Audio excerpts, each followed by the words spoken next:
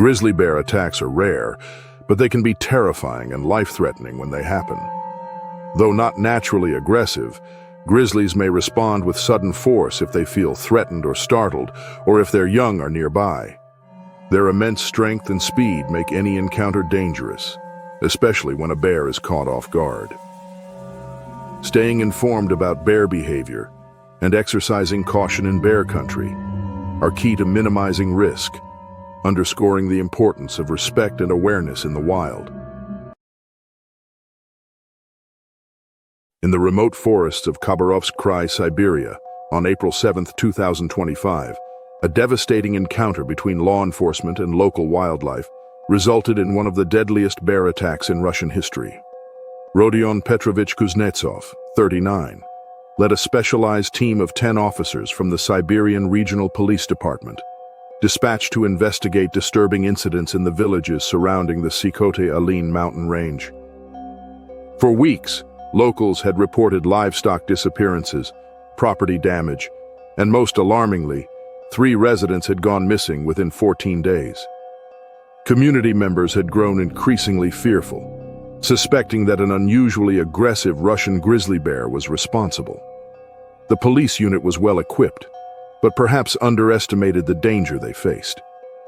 Having arrived at the area late in the afternoon, Kuznetsov decided to establish a base camp from which they would conduct their investigation.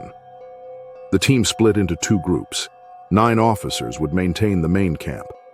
At the same time, Officer Mikhail Antonovich Sorokin took position at a lookout point approximately 300 meters away on higher ground. The location seemed ideal. A small clearing near a stream offered fresh water and good visibility. The officers failed to realize that they had unknowingly encroached upon a bear's territory. Later investigation revealed that they had set up camp less than half a kilometer from a den, where a particularly large male Russian grizzly had been hibernating. The bear, estimated to weigh over 800 pounds, had awakened early from hibernation, likely due to unseasonably warm temperatures that spring. The officers prepared their evening meal, inadvertently creating food scents that would prove fatal. Wildlife experts would later speculate that the combination of human presence, cooking odors, and territorial intrusion created perfect conditions for disaster. As darkness fell across the Siberian wilderness, most of the team settled into their tents, while 2 officers maintained first watch. At around 2:15 a.m., Officer Sorokin reported hearing sudden shouting and commotion from the main camp. He saw a large shadow swiftly moving from his elevated position through the campsite. The bear, likely hungry due to a disrupted hibernation, had charged into the camp with alarming force. The attack was as brutal as it was swift. Officers Dmitry Vasilyev and Pavel Ivanov, who had been on watch, were the first casualties, unable to reach their weapons before the bear was upon them. The commotion awakened the remaining officers, but emerging from their tents only made them vulnerable targets in the darkness. Officer Sorokin later reported watching in horror as his colleagues attempted to defend themselves. He immediately radioed for emergency assistance, but could do little else without risking hitting his fellow officers in the darkness. The attack lasted less than 15 minutes, but its ferocity was unprecedented. By the time the bear retreated into the forest, 9 officers lay dead. The victims included team leader Kuznetsov, weapons specialist Leonid Markovich, tactical officers Nikolai Volkov and Sergei Fedorov, evidence technician Anastasia Sokolova, field medic Viktor Baranov, and junior officers Ivan Zaitsev, Alexei Orlov, and Tatiana Morozova. Officer Sorokin remained hidden at his lookout post until dawn, fearing the bear might return. As first light broke over the forest, he cautiously returned to the devastated campsite to confirm what he already knew. None of his colleagues had survived.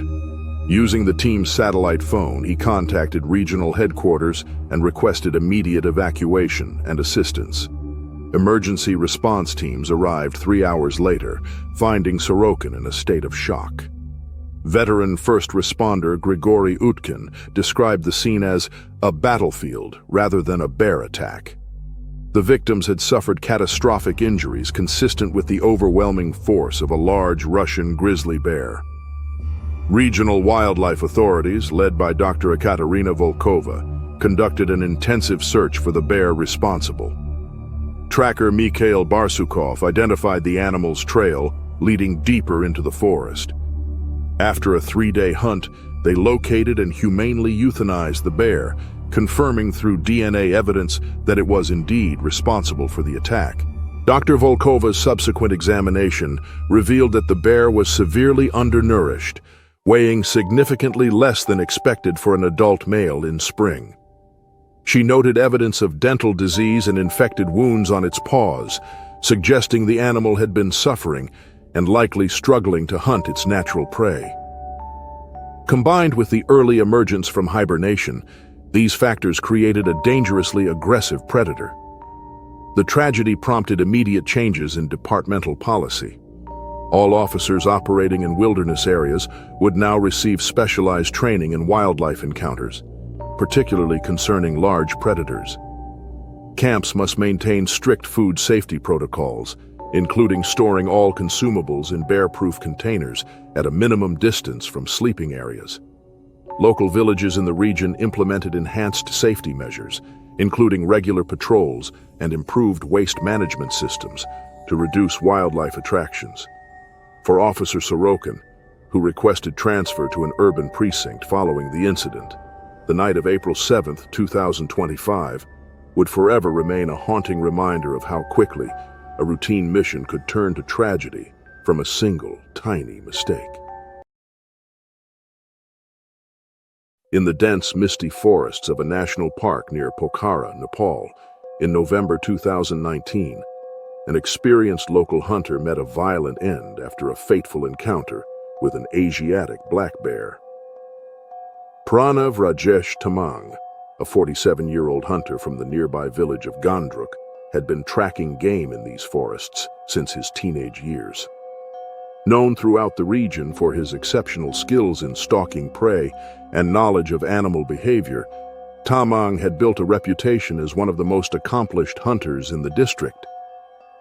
His expertise had been passed down through generations, with hunting being a cultural tradition and occasional necessity for his family and community. On that fateful morning of November 12th, Tamang set out before dawn, accompanied by his occasional hunting companion and guide, Dorje Sherpa. Their expedition had a specific purpose: to track and hunt a wild boar that had repeatedly damaged crops in their village. Local farmers had reported significant losses, and Tamang had volunteered to address the problem. The pair ventured deeper into the forest than usual, following fresh tracks that suggested the boar had retreated further into the wilderness. The weather that day presented challenging conditions. A light but persistent drizzle reduced visibility and dampened the forest floor, making tracking easier and more dangerous. The moisture helped preserve clear footprints, but also masked sounds that might have otherwise alerted them to nearby predators. As the morning progressed, Tamang and Sherpa separated slightly to cover more ground, maintaining communication through occasional whistles, as was their custom. Around mid-morning, while moving through a particularly thick section of underbrush approximately 12 kilometers from their village, Tamang unknowingly approached the temporary den of an Asiatic black bear. The area, characterized by dense vegetation and several fallen trees, had created a natural shelter that the bear had claimed. Later investigation by wildlife authorities would suggest that the bear was likely a female with at least one cub nearby, though the cub was never located. According to Sherpa's account, he heard Tamang's surprised shout followed immediately by a roar. The distance between them, approximately 60 meters of dense forest, meant that Sherpa could not immediately see what was happening. Still, he immediately recognized the distinctive sound of an agitated bear. He reported rushing toward the commotion, calling out to Tamang while navigating the difficult terrain. By the time Sherpa reached the scene, the situation had already turned dire. He found Tamang on the ground, the bear standing over him. Tamang's rifle lay several meters away, unfired, suggesting he had either been unable to use it in time or had deliberately chosen not to shoot for fear of missing in the thick underbrush and further provoking the animal. Sherpa shouted and waved his arms to frighten the bear away from his fallen companion. The agitated and defensive bear turned briefly toward Sherpa before returning to Tamang. In a desperate attempt to save his friend, Sherpa fired a warning shot into the air with his rifle. The sudden noise finally startled the bear enough that it retreated into the forest, though not before inflicting catastrophic injuries on Tamang. Sherpa rushed to Tamang's side, finding him conscious but gravely wounded. The bear's powerful claws had caused deep lacerations across Tamang's chest and abdomen, and bite wounds to his shoulder had severed major blood vessels. Using his limited medical supplies, Sherpa attempted to control the bleeding while continuing to make noise to prevent the bear's return. He applied pressure bandages and administered a single pain medication from their emergency kit. Despite his significant injuries, Tamang remained lucid enough to instruct Sherpa to leave him and seek help. Sherpa refused, instead fashioning a makeshift stretcher from branches in his jacket. He swiftly transported Tamang back toward their village, making painfully slow progress over the difficult terrain. After covering approximately 2 kilometers, they encountered 3 village youths who had ventured into the forest to collect firewood. The young men, Kiran Magar, Deepak Gurung, and Sunil Thapa, immediately abandoned their task to assist. 2 ran ahead to alert the village and summon additional help, while the 3rd stayed with Sherpa to continue transporting Tamang. Despite their best efforts, Tamang's condition deteriorated rapidly. The blood loss was simply too severe, and the remote location meant professional medical help remained hours away. Approximately 3 hours after the attack, while still 4 kilometers from the village, Pranav Tamang succumbed to his injuries. His final words, as reported by Sherpa, acknowledged that the bear had been defending its territory and that he harbored no ill will toward the creature. When additional villagers reached them, they solemnly carried Tamang's body back to Gandruk, arriving after nightfall. The village health post worker, Sarita Pudel, officially pronounced him dead, listing massive trauma and blood loss as the cause. The community gathered to mourn one of their most respected members, with village elder Bhim Bahadur Gurung noting that Tamang had always emphasized respect for the forest and its inhabitants, even as he hunted within it. The incident prompted Nepal's National Office for Parks and Wildlife to investigate. Senior Wildlife Officer Ramesh Adhikari led a team that examined the attack site and interviewed witnesses. Their findings confirmed that the bear had likely protected either a food cache or cubs. Bears typically prepare for the leaner winter months in November by building fat reserves and establishing secure territories. In the following weeks of Tamang's death, local authorities conducted awareness programs, providing education about bear behavior and safety measures for those venturing into the forest. Rather than seeking retribution against the bear, the community, respecting Tamang's lifelong philosophy of coexistence with nature, requested better training and equipment for emergency medical response in remote areas.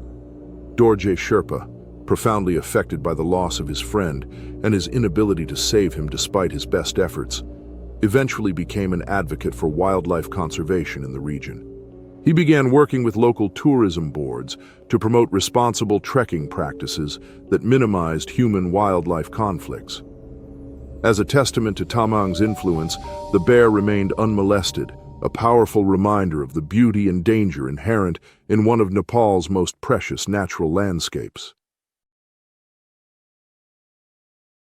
In the remote wilderness of Kodiak Island, Alaska, during the unusually warm summer of 2017, an experienced outdoorsman's solo camping trip transformed into a harrowing fight for survival after encountering one of North America's most formidable predators. Thaddeus Mackenzie Thornton, a 34-year-old wildlife photographer and survival enthusiast from Anchorage, had visited Kodiak Island numerous times over the previous decade. Having developed a deep appreciation for the island's untamed beauty and biodiversity, Thornton frequently ventured into its wilderness to document wildlife and test his survival skills.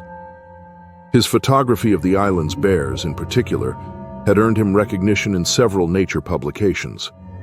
However, he maintained a healthy respect for the powerful animals and typically observed them from safe distances. On July 23, 2017, Thornton embarked on what was intended to be a week-long solo expedition along the Ayakalik River, a location renowned for its salmon runs and consequently its bear activity. The timing of his trip coincided with what should have been the peak of the salmon run. However, wildlife officials had noted that Year's run was significantly diminished due to warming ocean temperatures, creating food scarcity that had altered typical bear behavior throughout the region. After a bush plane dropped him at a remote location approximately 20 miles from the nearest ranger station, Thornton hiked several hours before selecting his campsite. He chose a seemingly ideal spot near a bend in the river, setting up his tent approximately 50 yards from the water's edge. The location offered excellent opportunities for wildlife photography, with clear sightlines along the river where bears often fished. Though experienced in wilderness survival and bear safety protocols, Thornton made a critical error that evening, nearly costing him his life. After preparing his evening meal of freeze-dried pasta, Thornton stored most of his food in a bear-resistant container hung from a tree at the regulation distance from his campsite. However, he kept several energy bars and a package of beef jerky in his tent for convenient access during the night, violating one of the cardinal rules of camping in bear country. Additionally, he had placed his cooking pot with lingering food residue too close to his sleeping area after a perfunctory cleaning in the river. According to Thornton's later account, he fell asleep shortly after sunset, exhausted from the day's journey. Around 2:30 a.m., he awoke to a distinctive snuffling sound outside his tent. Years of wilderness experience immediately alerted him to the presence of a bear. Moving as quietly as possible, he reached for his bear spray, a potent capsaicin deterrent that he kept beside his sleeping bag. Before he could prepare himself further, the fabric of his tent shuddered as something massive pressed against it. In the next moment, the situation escalated dramatically. The bear, identified later as a mature male Kodiak, estimated to weigh approximately 1,200 pounds, tore through the tent's side with one powerful swipe. Thornton described the sudden intrusion as like seeing a bulldozer materialize in my bedroom. The bear, likely drawn by the food sense, immediately began searching the tent interior, destroying Thornton's backpack. Thornton attempted to appear non-threatening while slowly moving toward the rent in the tent fabric. The bear, focused initially on the food it had detected, allowed Thornton a precious few seconds to react. As he scrambled through the torn tent opening, the bear noticed his movement and charged. Thornton reported that he managed to discharge his bear spray directly at the animal's face, creating a momentary distraction that allowed him to gain a few yards head start. With remarkable presence of mind despite the chaos, Thornton made for a nearby rocky outcropping that rose approximately 20 feet above the forest floor.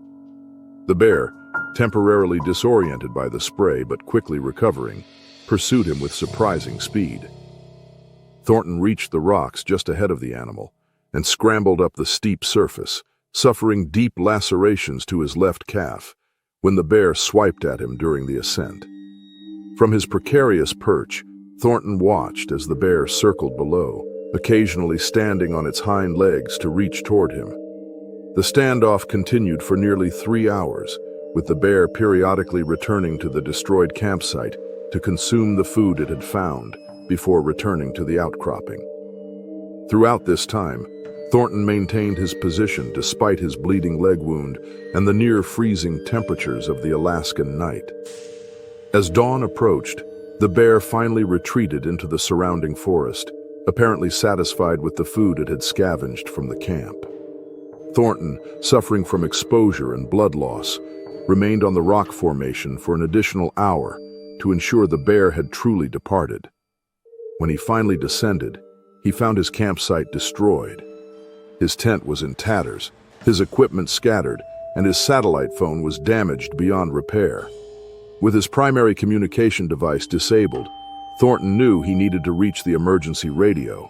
which he had carefully stored in a waterproof container inside his hung bear canister. Though weakened from his injury and the night's ordeal, he retrieved the radio and successfully contacted the Kodiak Island Ranger Station. Rangers Helena Norris and Marcus Webb responded to his distress call, immediately organizing a rescue operation. The remoteness of Thornton's location meant that help couldn't reach him immediately. Following the Ranger's instructions, he used the first aid supplies from his emergency kit to clean and bandage his leg wound, then relocated to a more open area where a helicopter could eventually land. He maintained regular radio contact with the ranger station for nearly 6 hours while watching vigilantly for the bear's return. A Coast Guard helicopter located Thornton in the early afternoon, with paramedic Samantha Rodriguez descending to assess his condition before evacuation. He was transported to a community hospital, where Dr. Eleanor Chang treated him for the deep lacerations to his left calf, mild hypothermia, and exhaustion. Though the wounds required 27 stitches and would leave permanent scarring, Thornton had escaped without life-threatening injuries. During his recovery, Thornton provided a detailed account of the incident to wildlife authorities and biologist Dr. Nathan Blackwell. The biologist noted that the bear's behavior was consistent with an animal experiencing food stress due to the poor salmon run that season. Typically, Kodiak bears would avoid human encounters when natural food sources were abundant, but the changing climate conditions had disrupted this natural balance. Thornton's experience prompted the Alaska Natural Resources authorities to issue additional warnings to visitors about increased bear activity and the critical importance of proper food storage. Park rangers enhanced their educational efforts, using Thornton's experience as a cautionary example in wilderness safety presentations. The bear that attacked Thornton was never identified with certainty, though wildlife authorities noted increased sightings of an unusually large male throughout that season. As a testament to Thornton's respect for wildlife, despite his harrowing experience, he specifically requested that no attempt be made to track or eliminate the animal, noting that it had simply been acting according to its instincts in an increasingly challenging environment. In the expansive wilderness of a national park in the northwest corner of Wyoming during the late spring of 2022, what began as a routine wildlife survey nearly ended in tragedy when a team of park rangers unexpectedly encountered one of the park's most formidable predators. Senior wildlife biologist Dr. Ellison James Crawford led the 4-person squad to the park's northeastern section, locally known as the Lamar Valley. This region, often called America's Serengeti for its abundant wildlife, had reported increased bear activity that spring. The team's mission was to document population movements and assess potential human-wildlife conflict zones. Crawford, a 15-year veteran of the Parks and Wildlife Service, was accompanied by field technician Valentina Ramirez, junior ranger Zachary Holloway, and seasonal researcher Priya Nagarajan. On May 18, 2022, the team established their research camp near a secluded tributary of Soda Butte Creek. The location offered excellent access to several wildlife corridors that they planned to monitor over the next 3 days. The area's topography featured scattered stands of lodgepole pines interspersed with open meadows, providing visibility and natural cover for their observation work. Spring wildflowers carpeted the valley, and recent rains had left the landscape vibrantly green. The team spent their first day setting up monitoring equipment, including trail cameras and non-invasive hair snares designed to collect DNA samples from passing bears.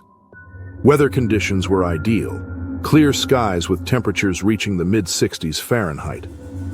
That evening, they recorded their findings and planned the next day's routes while enjoying dinner at their campsite. Following standard park protocol, they properly secured all food items and scented products in bear-resistant containers, placed a regulation distance from their sleeping area. According to later reports, nothing during that first night suggested imminent danger. After breakfast, the team awoke early on May 19th and split into 2 groups to cover more ground. Crawford and Holloway headed northwest to check several camera stations, while Ramirez and Nagarajan moved southeast along the creek to assess potential den sites, that had been previously mapped.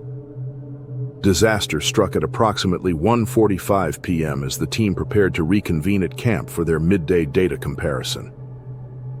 Crawford and Holloway had just begun packing their equipment when they heard a distinctive huffing sound from a nearby thicket. Before either could react, a female grizzly erupted from the vegetation less than 30 yards away, charging directly toward them with remarkable speed. Holloway later recounted that Crawford immediately yelled for him to deploy his bear spray while attempting to create distance between them, a standard procedure to avoid both becoming targets of the same attack. As Crawford moved leftward, the bear momentarily hesitated before focusing its charge on him. Holloway discharged his bear spray, but a sudden gust of wind rendered it largely ineffective. The bear closed the distance to Crawford within seconds. Though he managed to deploy his spray, the bear was already too close for the deterrent to take full effect. The impact of the charging grizzly knocked Crawford to the ground, where the bear immediately began mauling him. Holloway, witnessing his colleague's peril, retrieved the team's emergency shotgun from his pack and fired a warning shot into the air. The loud report temporarily distracted the bear, which retreated several yards before turning toward Holloway.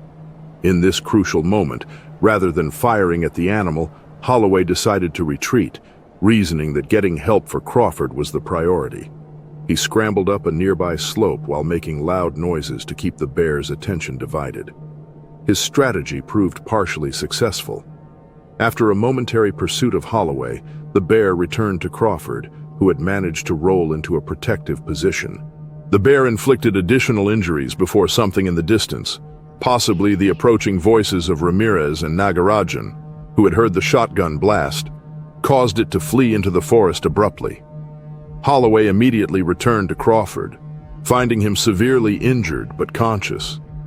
Using their field radio, he contacted Park Emergency Services while applying first aid to Crawford's wounds, which included deep lacerations to his back, shoulders, and scalp, along with defensive wounds on his forearms. Ramirez and Nagarajan arrived minutes later, having run toward the shotgun sound. Nagarajan, who had previous medical training, took over emergency care while Ramirez established a security perimeter and repeatedly used noisemakers to prevent the bear's return. The team moved Crawford to a small clearing where helicopter evacuation would be possible. The National Park's emergency response helicopter, staffed by flight paramedic Theodore Wilson and pilot Sophia McDermott, reached the location within 40 minutes of receiving the distress call. Wilson later described Crawford's injuries as severe but survivable, due to his teammates' immediate and appropriate response. The helicopter transported Crawford to a medical center in Idaho Falls, the nearest Level 2 trauma center. Crawford spent 3 weeks in the hospital, followed by 4 months of intensive rehabilitation. The attack prompted the National Park's officials to review their field research protocols. New guidelines were implemented requiring teams to carry additional deterrence and communication devices. Training programs for seasonal staff were enhanced to include more extensive sections on bear behavior and appropriate responses to encounters. Crawford concluded with a simple yet powerful message that the wilderness remained wild, and they were privileged visitors who ought to learn to share the landscape with all its inhabitants, even those who reminded them of their vulnerability. In the remote wilderness of Russia's Amur Oblast region, during the unusually warm autumn of 2016, a family outing into the taiga forest ended in unimaginable tragedy when a Russian grizzly bear killed a mother while her children watched in terror from nearby. Ekaterina Mikhailovna Sorokina, a 36-year-old biology teacher from the small town of Blagoveshchensk, had planned a weekend nature excursion with her children, 10-year-old Alexei and 8-year-old Nadia. Sorokina, known by colleagues and friends for her passionate advocacy of environmental education, frequently organized outings to cultivate her children's appreciation for the natural world. Having grown up in the region herself, she possessed considerable knowledge about local flora and fauna, including appropriate safety measures for wilderness excursions. On September 17, 2016, the family drove approximately 40 kilometers northeast of Blagoveshchensk to the Khingan Nature Reserve periphery, an area known for its biodiversity and spectacular autumn foliage. The day began ideally: crisp air, clear skies, and forests ablaze with red and gold leaves. Later, local rangers noted that the exceptionally warm autumn had disrupted normal wildlife behavior patterns, with many animals, including bears, altering their pre-hibernation feeding habits and territory ranges. The family spent the morning collecting mushrooms and identifying plant species, with Sorokina documenting finds in her nature journal for later use in her classroom. Around midday, they settled in a small clearing to enjoy their packed lunch. The location, approximately 12 kilometers from the nearest ranger station, featured a picturesque view of the surrounding hills and had been used as a picnic spot by previous visitors, as indicated by an old fire ring. After lunch, Sorokina led her children along a narrow trail that followed a small tributary of the Zaya River, intending to teach them about riparian ecosystems. Approximately 1 kilometer from their picnic spot, they discovered fresh bear tracks near the water's edge in the soft mud. Recognizing the potential danger, Sorokina immediately instructed her children to turn back toward their vehicle, maintaining a calm demeanor to avoid frightening them, while ensuring they moved quickly. As they retreated, Sorokina positioned herself behind her children, occasionally looking back to ensure they weren't being followed. The family had nearly reached their original clearing when a crashing sound emanated from the dense underbrush to their right. Before they could react, an enormous Russian grizzly bear emerged approximately 15 meters away, cutting off their direct path back to their vehicle. With remarkable presence of mind, Sorokina instructed her children to slowly move toward a cluster of large boulders, approximately 30 meters to their left. As they began to comply, the bear showed immediate interest in their movement. Sorokina, making a decision that ultimately saved her children's lives, told them to run for the rocks.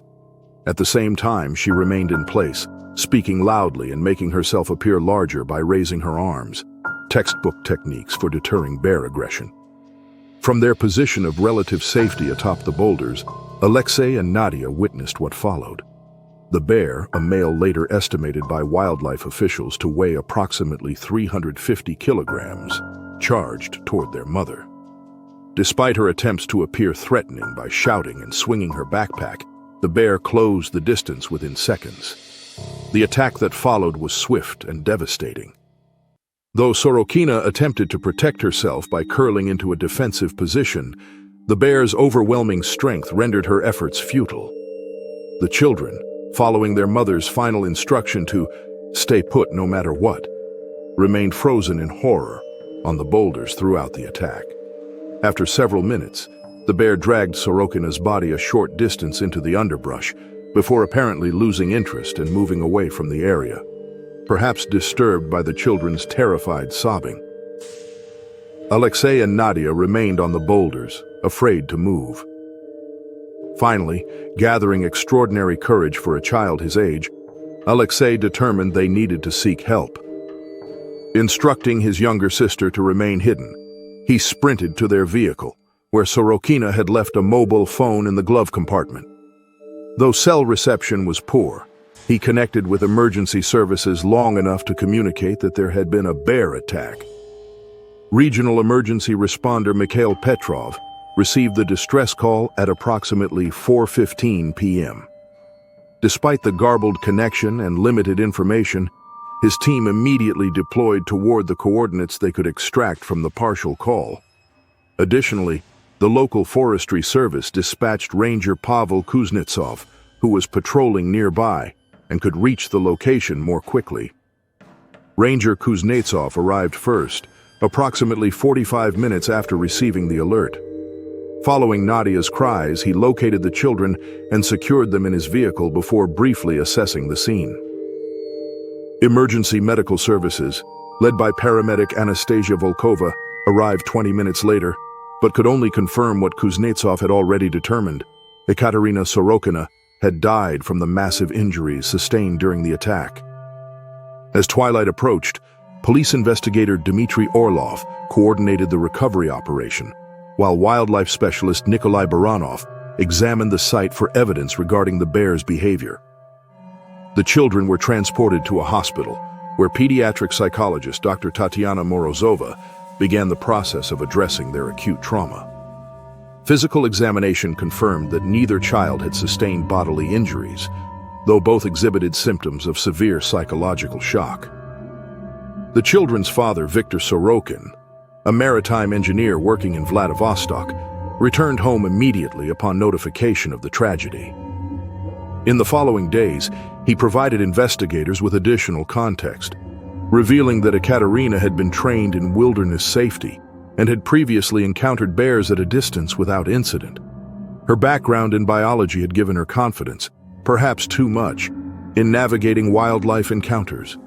The tragedy prompted immediate changes to visitor protocols in the nature reserve. Director Alexei Kuznetsov implemented stricter regulations regarding family visits, including mandatory bear safety courses for all visitors and requiring groups to carry bear deterrent spray. Additional warning signs were installed throughout the reserve, and certain high-risk areas were closed to visitors during periods of increased bear activity. A memorial service for Ekaterina Sorokina drew hundreds from Blagoveshchensk and surrounding communities.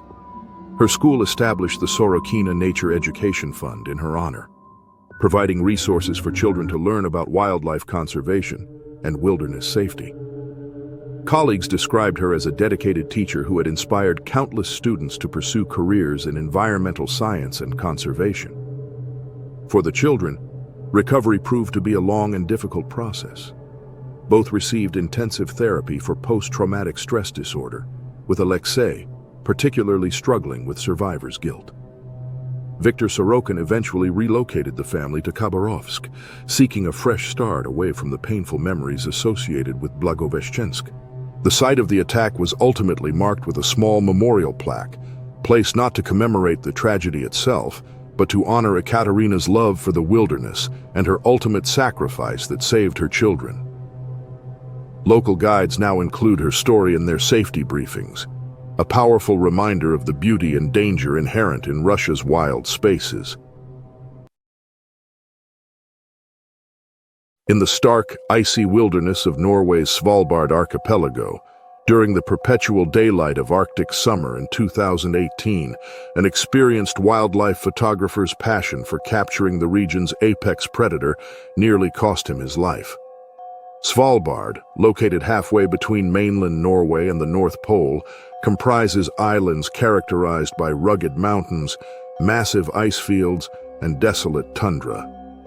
Sebastian Alaric Finnegan, a 42-year-old wildlife photographer from Melbourne, Australia, had built his reputation documenting endangered species across the globe.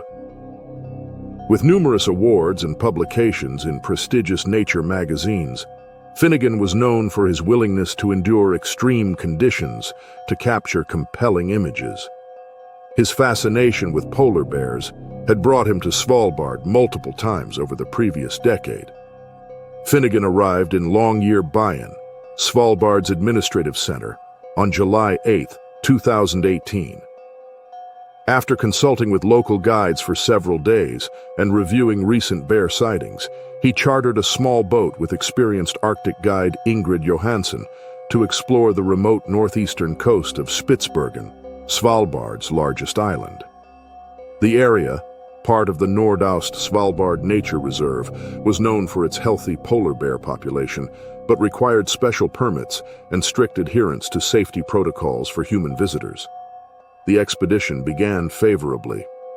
On July 12th, Finnegan and Johansson spotted several bears hunting along the ice edge, allowing Finnegan to capture impressive telephoto images from the safety of their boat. However, Finnegan expressed interest in obtaining ground-level photographs showing the bears in the context of their increasingly fragile habitat. Images, he believed, would more powerfully communicate the species' vulnerability to climate change. After careful consideration and extensive safety planning, Johansson agreed to accompany Finnegan onto a stable shore area on July 14th.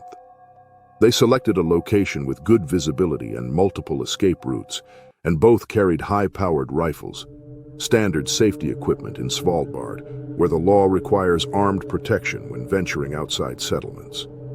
Additionally, they brought flare guns, bear spray, and portable tripwire alarm systems to establish a secure perimeter for their temporary observation blind. According to Johansson's subsequent account, the first 6 hours ashore proceeded without incident. From their camouflaged position approximately 300 meters inland from the shore, they observed a female bear with a single yearling cub hunting seals along the ice edge.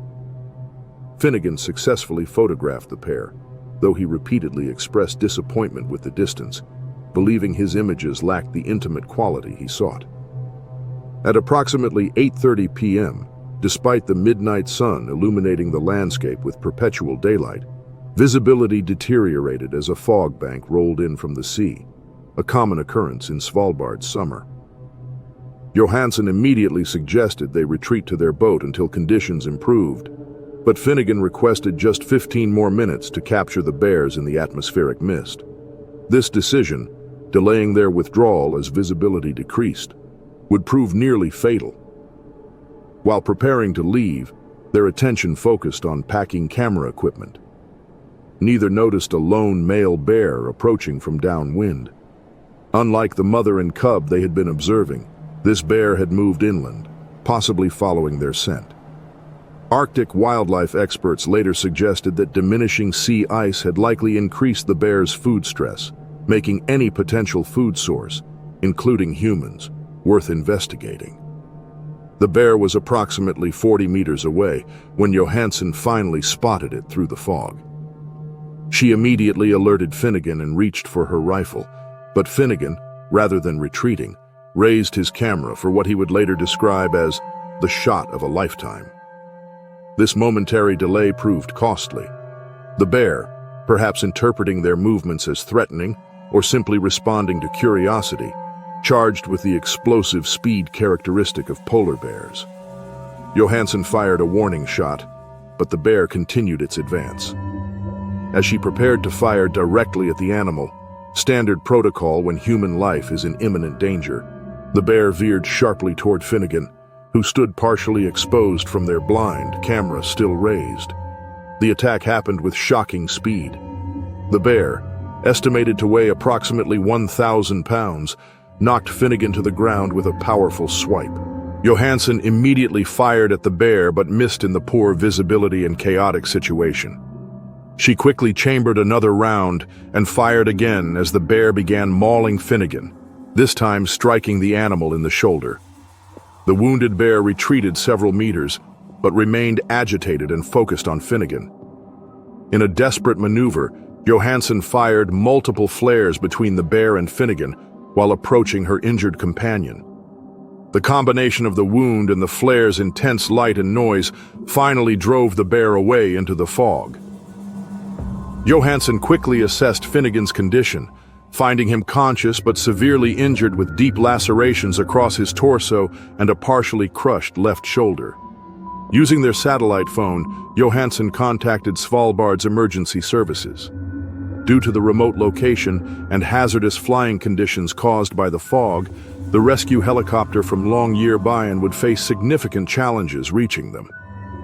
Johansson established a defensive perimeter with remaining flares and began administering first aid from their emergency kit, applying pressure bandages to Finnegan's most severe wounds, while continuously scanning for the bear's return. Johansson maintained this vigil for nearly 3 hours, periodically updating emergency services on Finnegan's deteriorating condition, while watching for both the rescue helicopter and the wounded bear. When Finnegan lost consciousness due to blood loss and shock, she made the difficult decision to attempt moving him back to their boat, despite the risk of aggravating his injuries. Using their equipment tarp as an improvised stretcher, she began the arduous process of dragging him toward the shore. After covering approximately 100 meters, Johansson heard the welcome sound of approaching rotor blades. Pilot Lars Eriksson and paramedic Sonja Christiansen had managed to navigate through breaks in the fog to reach their position. The rescue team quickly stabilized Finnegan and transported him to a hospital in Tromsø on the mainland. Surgeon Dr. Magnus Larsson led the team that worked for 11 hours to repair Finnegan's extensive injuries. These included 4 broken ribs, a shattered left scapula, a punctured lung, and deep tissue damage requiring over 300 stitches across multiple wound sites. Remarkably, none of his injuries proved fatal or permanently debilitating, though his recovery would require months of intensive rehabilitation.